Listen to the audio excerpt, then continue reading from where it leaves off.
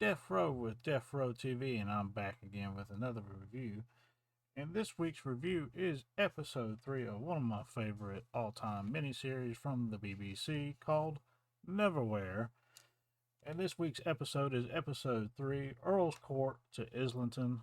But before I get started on this review, remember to like, subscribe, and share. Hit that notification bell so you can see episodes 4, 5, and 6 when I drop them on Saturdays. So let's get started. Or Earl's Court to Islington. Say that 3 times fast. Anyway, let's get going, shall we? We start off, we kind of pick up where we left off, where they're in the London below.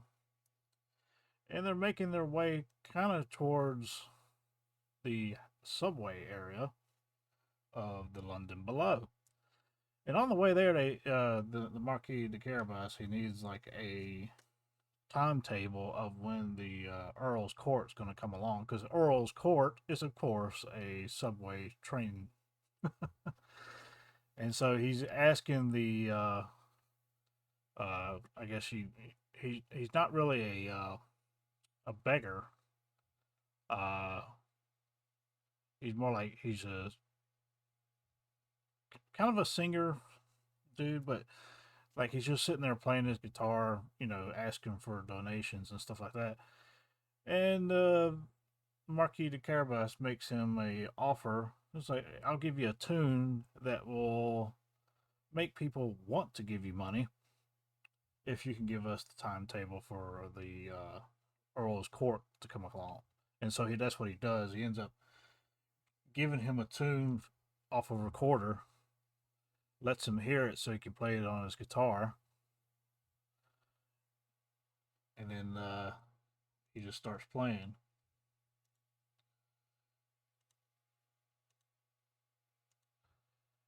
So here's, you're giving them the railway map with the times on it.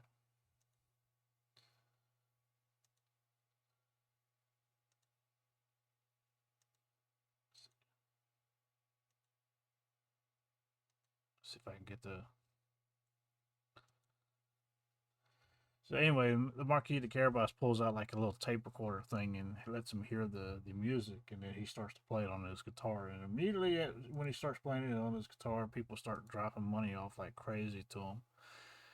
But the Marquis de Carabas, not everything is what it seems, and he tells the guitar player, a little bit goes a long way. It leaves him with that. And then of course they make their way to the subway station here, and everybody's just yelling, "Mind the gap!" Yeah, so don't stand too close. And so they're waiting for the, and then it cuts to like their little scenes here where they're breaking the fourth wall. They do this on every video or every episode. They have like one of the characters basically talking to you, like they're breaking the fourth wall here. And this time it's Marquis de Carabas's turn to let him know, let you know what's really on his mind. And he goes off about picking up a stray like Mayhew to take along with him. Of course. And we cut back to Mr. Croop and Mr. Vandemar. And they're kind of like waiting around for orders from the guy who basically gave them the orders to kill Dora's family, and they're waiting on new orders to see what they're supposed to do with Dora. And they finally get a phone call, and they basically the guy that's giving them orders just basically tells them, just scare them for right now. You know what I mean? And so they're kind of pissed off about that. And you got Mister Vandemar sitting there with toads on the floor, hitting them with a damn golf club. There's some wicked dudes here, as you can see here. And you see the angry look on his face when his employer, as he calls him, he's pissed off because like, we're assassins, we're not, scarecrows, is what he calls it. And so yeah, he's pissed off about that. They talk about it for a little bit.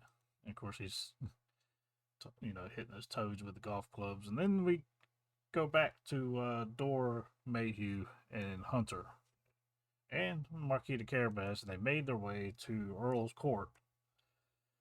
Now, now they could get to Islington the long way around, but Earl's court is supposed to be like a shortcut, and so that's the reason they need Earl's court to get to Islington. And so they finally meet the Duke that's in Earl's court, and yeah, basically he's like, I do your father. Your father was trying to get us all to come together and be peaceful and all work together over the London below, make it a better place and all this other stuff.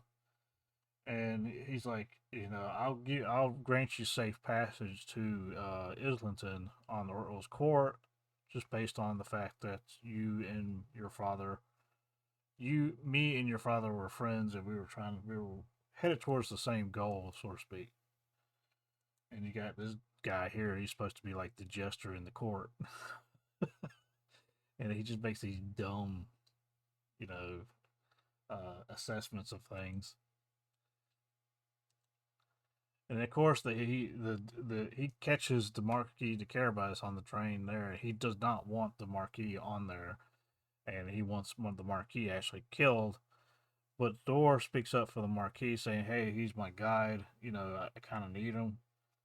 And the Marquis says, "You know what? I'll get off the train, and you do what you guys got to do to get to Islington. I got some other avenues I need to explore along the way." And so uh, the Duke on Earl's court decides to let him leave rather than kill him, because that's really what he wanted to do. And the whole reason he wants to kill the Marquis de Carabas is because the eye patch that he's wearing on his face is because the Marquis had made an agreement between him and another group of people, a peace agreement that ended up getting him his eye lost, and he blames the Marquis de Carabas for it. So yeah, he's pissed off. They basically kick Marquis de Carabas off the train, and as the Marquis de Carabas is headed back to do what he needs to do, he comes across the guitar player, and apparently he used the tune a little bit too much, and everybody is throwing coins at him, and like, and he's getting so much money with people throwing the money at him because of the tune he was playing that he wants it to stop now. So of course Marquis de Carabas comes in there. He's like, I have the antidote tune to turn it off, and that's what he does. He flips the tape recorder on, plays the little music a little bit, and everybody disperses and stops throwing money at the guy. It's kind of funny. And then the Marquis de Carabas says, "Now you owe me even more." And so he basically makes a deal with the guitar player. It's like, here's how you can get back. He's like, there's a piece of Ming Dynasty, some, I can't remember, it's like a type of pottery that needs as a negotiation for something else. And so he sends him off to find it and steal it, essentially, for helping him stop getting hit by coins. Anyway,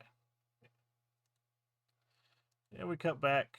Marquis de Carabas has gone back to the Old Bailey, which is played by Trevor Peacock.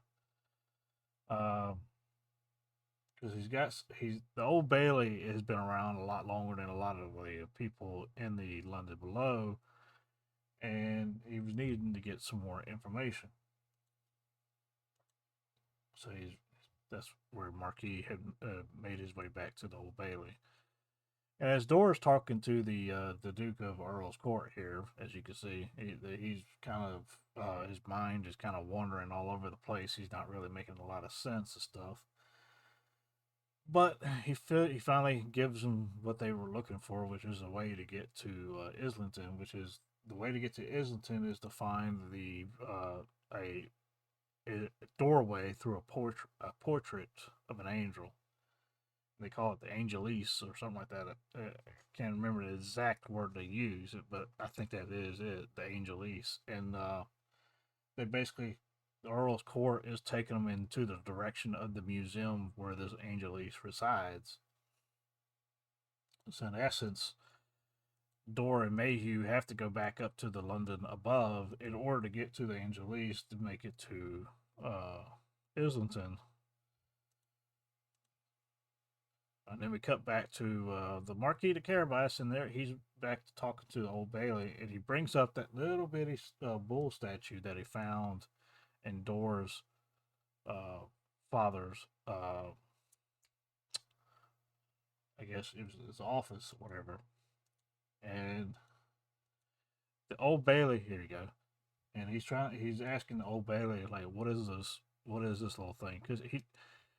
Because the Marquis de Carabas sensed that it was something important, and he might end up having to use it. And the Old Bailey explains to him that there's a legend of an old bull that roams the London below in a maze, and it was basically what happened was there's a butcher shop in the area that was trying to raise this bull up to slaughter, fatten up, and everything else, but the bull became so mean and big that it escaped to the London below, where it has thrived for over 200 years as this mean thing that just goes around killing things. And that's what that little token resembles, is that bull that it resides in London below in that maze. And of course, the Old Bailey brings up the metal box again. He's like, no, you still got to hold on to it. And that Old Bailey's not too happy about that, and you find out later why. Anyway, Mayhew and Dor and Hunter make their way to a doorway to go back up to London above. And Hunter is adamant about not going to a London above because, for her own reasons, for whatever reason, she cannot go to a London above. So they leave Hunter behind in London below, and Mayhew and Dora go up to the museum in London above. And of course, when they they do this transference thing through the door with Dora, and of course he has this weird nightmare looking thing, and they end up in the backside, or the basically they end up going through the back door of the museum from underneath. And Mr. Vandermar somehow had cut them off at the entrance, but they're not there to stop them or anything. Like you said, like I was saying before, when the telephone call from before, they were telling them, "Hey, just scare them," and so they're doing all kinds of things just to put a little bit of fear in them, even a fear of a traitor in their midst of four. Because it's just Mayhew, Dor, Hunter, and the Marquis de Carabas, and then what Mr. Croup and Mr. Vandermar do not only scares them, but it also they plant a seed of doubt in their minds that there's somebody within their little group that has betrayed them, and that's how they knew where to cut them off at.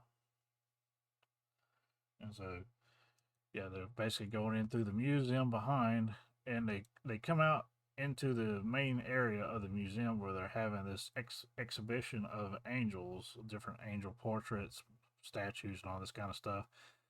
Which is where we meet Jessica again, which was Mayhew's fiance that doesn't remember him anymore because he had contact with London below.